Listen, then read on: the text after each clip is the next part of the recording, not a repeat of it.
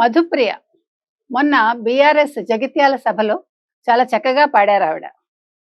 ఆ అమ్మాయిది వినసొంపైన గొంతు. చెప్పాలంటే చాలా చక్కగా కూడా పాడతారావిడ.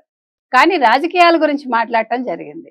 ముఖ్యంగా బాపు రావాలి అంటే బీఆర్ఎస్ మీద ఆవిడకుండే ప్రేమని వ్యక్తం చేయడం జరిగింది.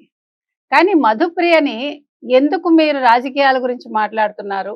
మీరు చక్కగా పాటలు పాడుకుంటూ మీ జీవితాన్ని గడపొచ్చు కదా అని చాలామంది ఆమె అభిమానులు కోరడం జరిగింది. ఎందుకంటే మీరు మరో మంగ్లీ కాకండి. మంగ్లీ కూడా ఇలాగే చేసింది. వైసీపీ తరఫున ఆవిడ ప్రచారం చేయడమే కాకుండా చంద్రబాబు నాయుడికి నేను పాట పాడను ఖచ్చితంగా చెప్పిందావిడ. తర్వాత వైసీపీ ఓడిపోయింది. బీఆర్ఎస్ కూడా ఆల్రెడీ ఓడిపోయింది. మళ్ళా 29లో వస్తుందో రాదో తెలీదు. ఈ నేపథ్యంలో మీరు ఒక పార్టీ కోసం అంటే ఒక పార్టీకి అనుకూలంగా మాట్లాడి మీరు ఆ పార్టీ ముద్ర వేసుకోకండి. మంగ్లీలాగా మీరు వైసీపీ ముద్ర ఆవిడ తీసుకున్నట్టుగా మీరు బీఆర్ఎస్ ముద్ర తీసుకోకండి అని అందరూ కోరడం జరుగుతోంది. కాబట్టి మధుప్రియ మీరు చాలా చిన్నవారు, ఆలోచించుకోండి. చక్కటి భవిష్యత్తు ఉంది మీకు అని చెప్తున్నాం.